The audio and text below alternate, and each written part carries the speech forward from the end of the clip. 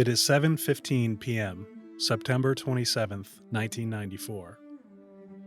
The cruise ferry MV Estonia is leaving the port at Tallinn, headed for Stockholm, with 989 people on board and a packed vehicle deck. It is the largest ship in the Estonian fleet and the pride of a newly formed nation. It is stormy, windy, and the seas are rough. Nevertheless, the passengers begin their voyage enjoying the luxuries on board: dining, dancing, a pub, even karaoke. After the festivities, Englishman Paul Blarney decides to settle in for the night. To save money, Blarney didn't reserve a cabin, and instead curled up in a sleeping bag in one of the ship's cafes. Not long after, he is awakened by a loud clang, and moments later, a louder bang. He looks up and sees tables and chairs sliding and toppling toward one side. The ship is quite obviously listing to starboard. Panicked, he scrambles out of the cafe, fighting against gravity and dodges falling glassware and cutlery. He makes it out to the promenade deck, where there is panic and chaos. The ship is going down, and going down fast. He jumps into the cold Baltic Sea and is fortunate to be rescued by a nearby lifeboat. Most others aboard would not be so fortunate. The MV Estonia, today, on Shipwrecks and Sea Dogs.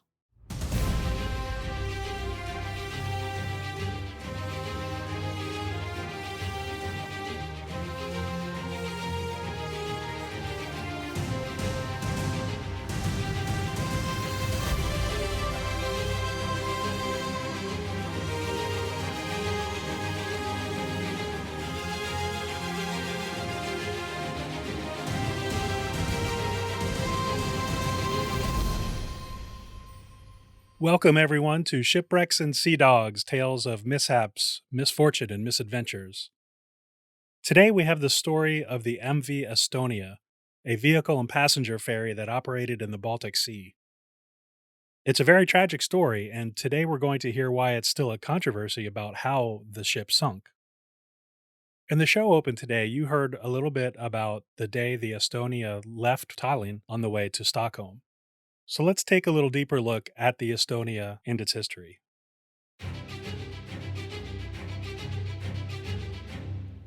In the late 1970s, tourism and commuter demand across the Baltic Sea was booming. This rapidly expanding industry resulted in the need for larger and faster ferry ships to keep up with demands of increasing traffic. An agreement to build the ship that would become the MV Estonia was signed in September 1979, and it would be built by the Meyer Werft shipyard in Papenburg, Germany. In order to shorten the delivery time of the ship, the specifications would be nearly identical to her sister ship, the Diana II. In addition, sections of the ship's construction, including the hull and its superstructure, were subcontracted to other shipyards to help speed up production. She would be the second largest ship operating in the Baltic Sea at the time, behind only the gas turbine-powered Finnjet that operated between Helsinki, Finland, and Travemünde, Germany. On June 29, 1980, the ship was completed and put into service under the name Viking Sally, operating a regular route between Stockholm and the Finnish cities of Turku and Mariehamn.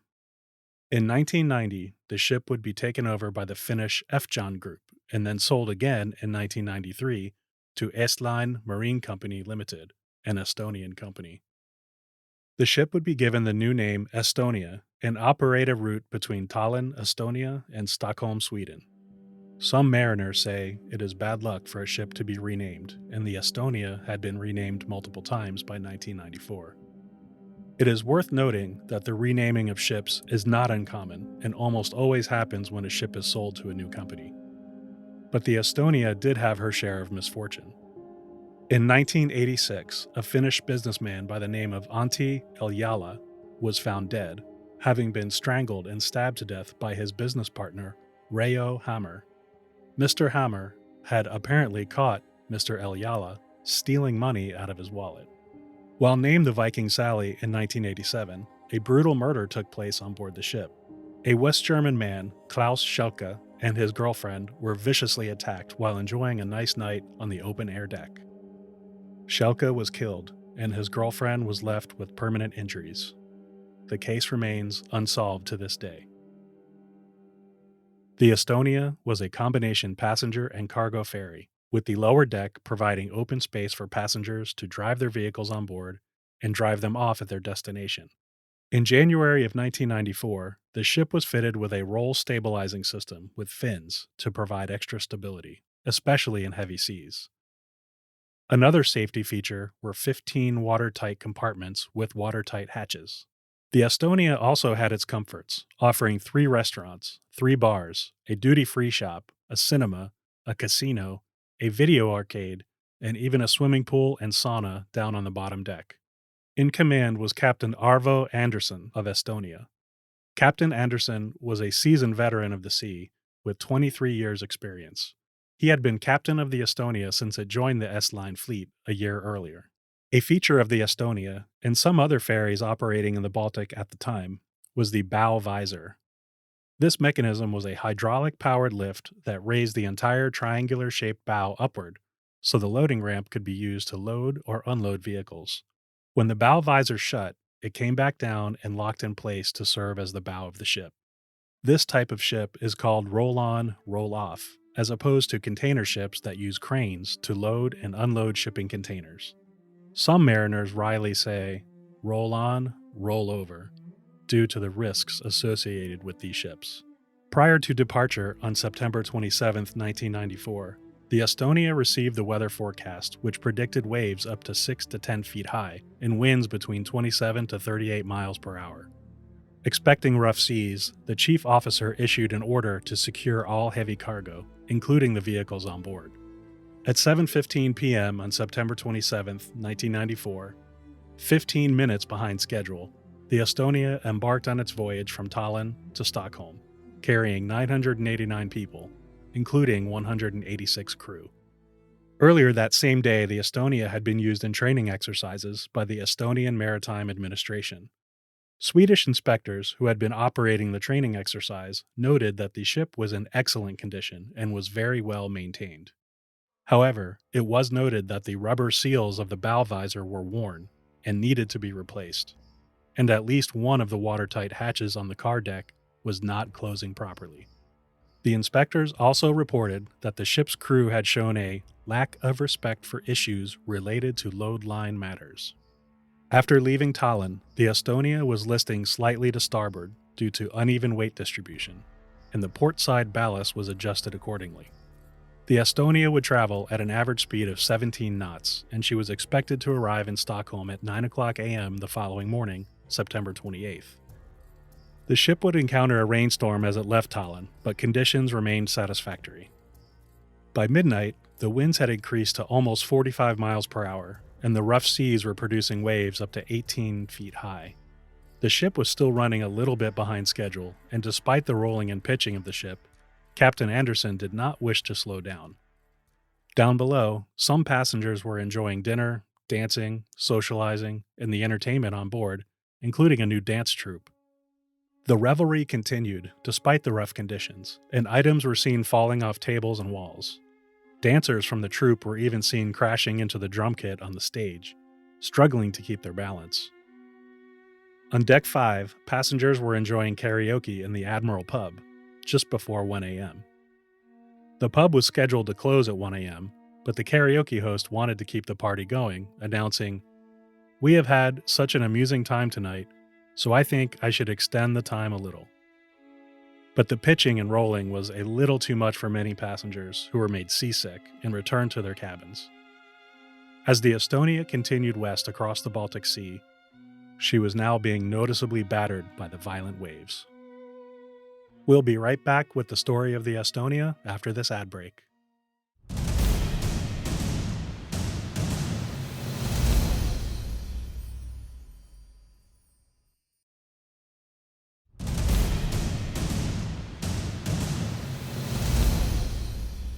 Shortly before 1 a.m., Captain Andersson retired for the evening, leaving junior officers in charge of the bridge. At 1 a.m., Silva Lind, the seaman on watch, was making his rounds on the lower car deck when he heard a sudden, loud metallic clang. Back in the Admiral Pub, A passenger who also heard the bang was heard to joke, "Now we have sailed against an iceberg." After radioing to the bridge to tell what he heard, Lind went to the bow to investigate. Standing near the ramp, he checked the bow visor's locking mechanisms and watched and listened. All seemed to be normal. Just a few seconds later, another loud bang was heard. Passengers and off-duty crew members in their cabins reported the unusual sounds coming from the bow. Captain Anderson most certainly heard the loud banging and felt the ship lurch. He immediately returned to the bridge. Silva Lind was again ordered down to the car deck to investigate the source of the noises. Unfortunately, he never made it. At 1:20 a.m., the visor completely separated from the bow. Water poured through the doors to the ramp, flooding the car deck. The ship immediately began listing badly to starboard. Captain Anderson ordered the ship to reduce speed and a hard turn to port. He hoped the force of the waves crashing into the side of the ship would help straighten her, but in fact, the turn forced the ship to list even further. As the ship lurched and struggled against the sea, Captain Anderson was struck in the head by falling debris and knocked unconscious. The captain rolled down the slanted deck before coming to rest on the starboard side windows.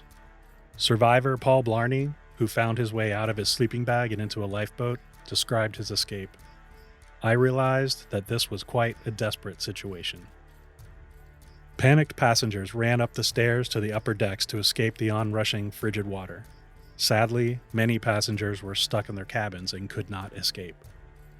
The angle of the ship made it difficult to climb the staircase, and passengers hauled themselves up using the handrails. Those fortunate enough to reach the top deck were given life jackets, and were either swept out into the sea or they jumped in themselves. The ship was listing so badly that the lifeboats could not be launched. However, some life rafts were released into the water, and those in the water began frantically scrambling into them.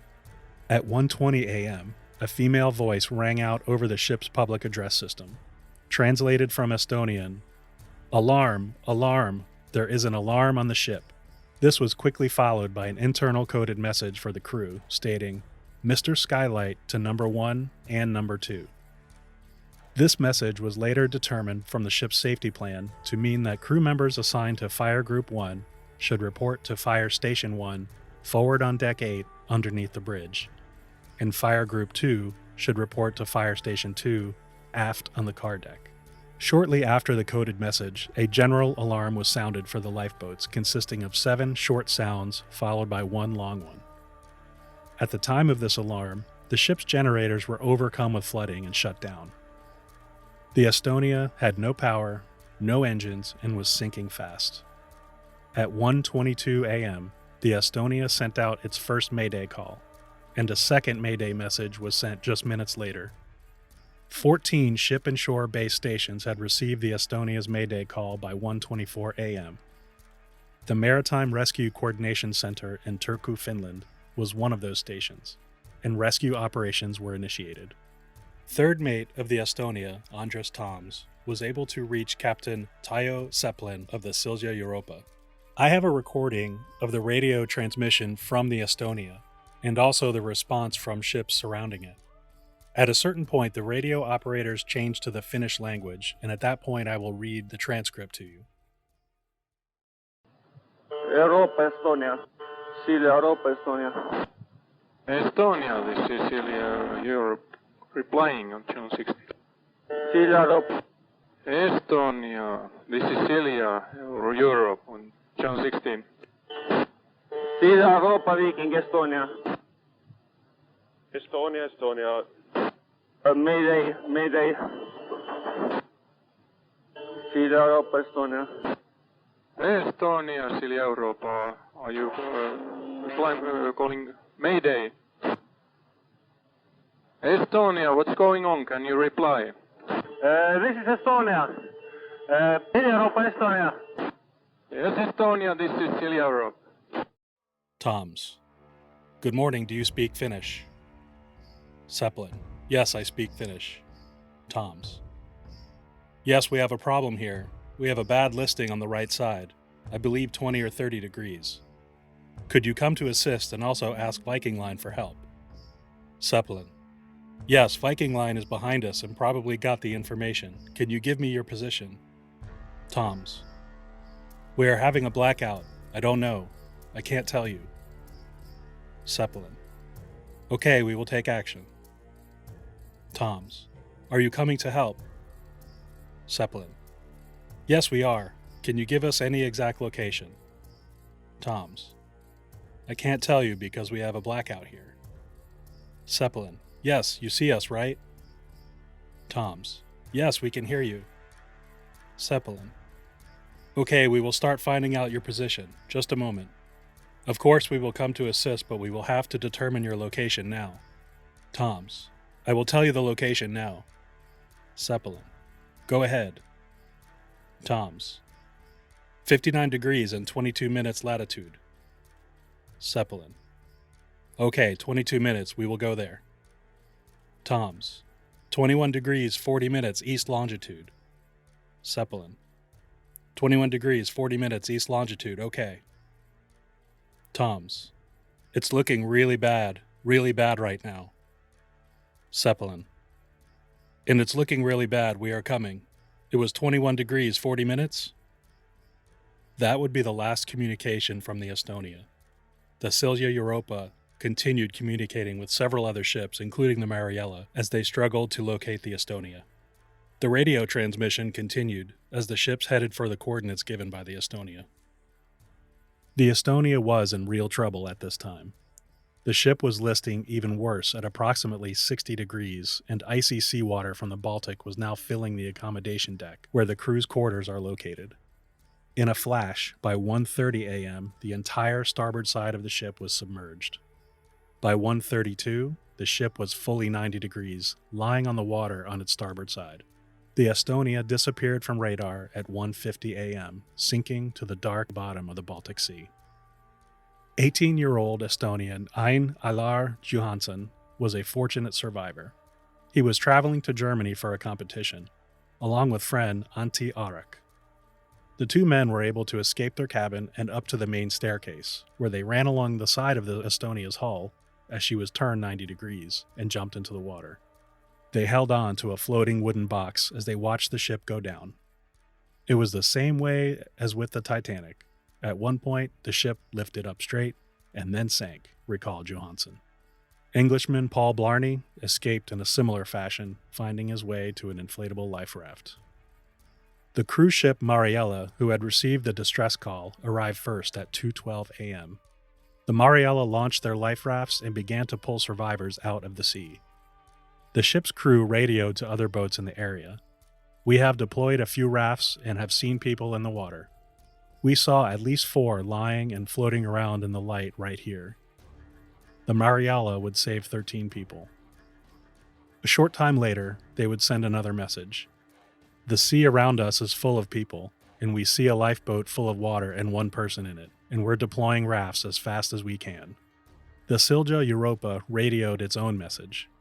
The helicopters are coming, and we have judged that we cannot deploy the boats. We'll just prepare to take people in. At 3:05 a.m., the helicopters arrived to assist with the rescue. A Finnish rescue helicopter was able to rescue 44 souls from the icy water, and the cruise ferry Isabella rescued 16 more. Some passengers were fortunate enough to get off the ship and into a life raft, only to die of hypothermia before being rescued. 989 people left Tallinn aboard the Estonia. 852 lost their lives. 138 were rescued. Of the dead, 501 were Swedes, 285 were Estonian, 23 Latvian, 11 Russian, 10 Finnish, and the rest were from 11 different countries. Only 5% of the women on board survived, compared to 22% of the men. 43 of the 137 crew survived the wreck. However, Captain Anderson went down with his ship. Only 94 bodies were ever recovered. The Baltic claimed the remaining.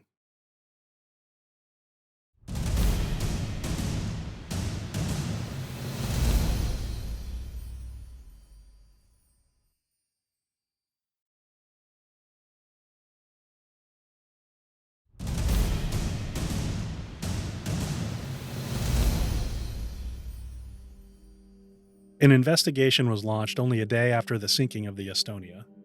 Investigators from Finland, Sweden, and Estonia all interviewed survivors and examined evidence. In 1997, the Commission issued its report and initially determined the following. The vessel was seaworthy and properly manned. The cargo was secured to normal standard, and the visor was properly closed and secured on departure. The vessel had a starboard list of about 1 degree when she gained the open sea. It was determined that the bow visor lock and its hinges failed due to 1 or possibly 2 crashes of heavy waves. The visor became caught on the ramp before completely separating and falling into the sea, pulling the ramp to the car deck fully open. Water was then able to flood into the car deck, causing the ship to list.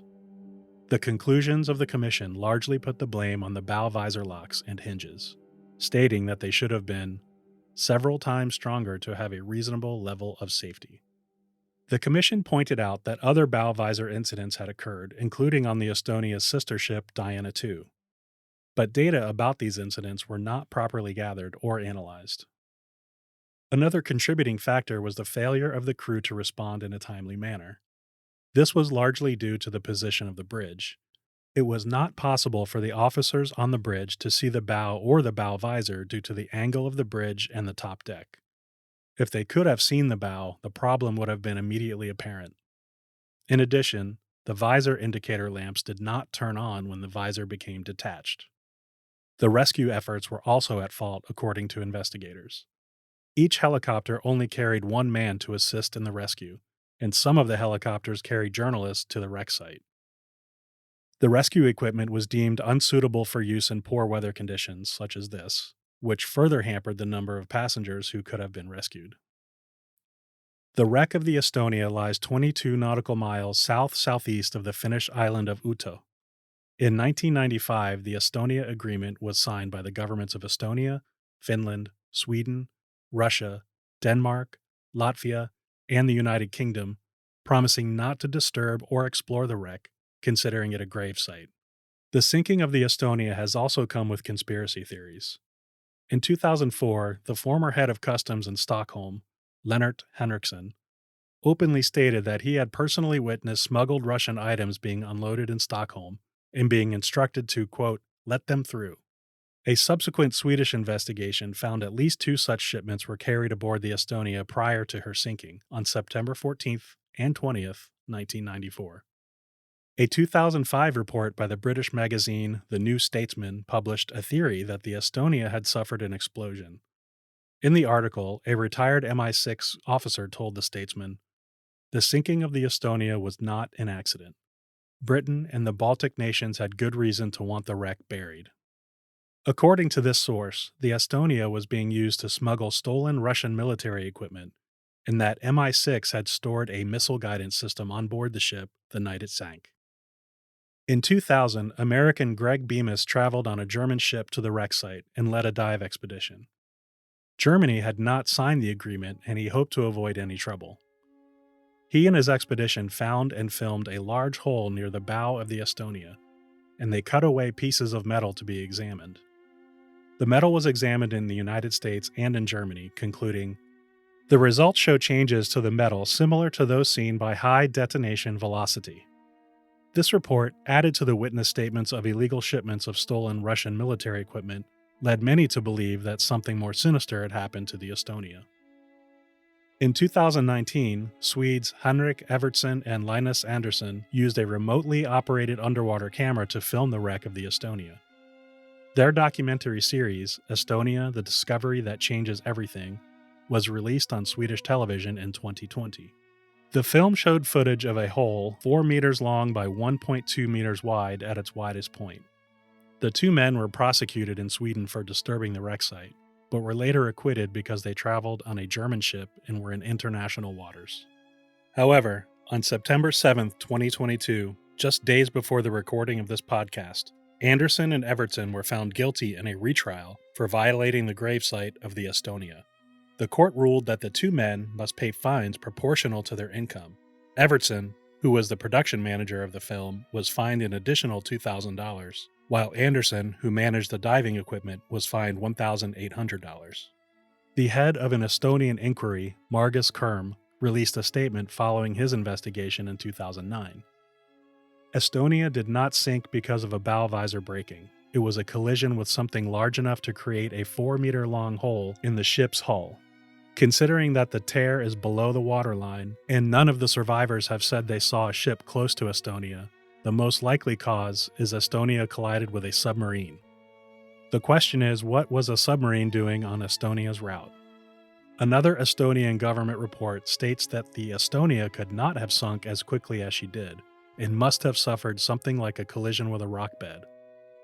In 2021, the Estonian Safety Investigation Bureau and the Swedish Accident Investigation Board released information showing the size of the hole along the starboard side of the Estonia was actually at least 40 meters long, almost twice what was previously believed. The surviving crew and passengers, and the families of those who died, all received compensation from Estline. Close relatives of those who died in the sinking have formed a foundation called Mare Liberum to investigate and hopefully find answers. Due to the heavy loss of life, the sinking of the Estonia is considered one of the worst maritime disasters of the 20th century. That's the story of the MV Estonia, another tragic tale. Thank you so much for listening to Shipwrecks and Sea Dogs. I personally am very grateful. Please follow the show on Apple Podcasts, Spotify, Google Podcasts, or wherever you get your podcasts. And do me one more favor, please give a 5-star rating and review. Shipwrecks and Sea Dogs is written, edited, and produced by me, Rich Napolitano. You can follow the show on Twitter, Instagram, and Facebook at ShipwrecksPod. Original theme music is by Sean Secret. Please follow his YouTube channel at Sean Secret.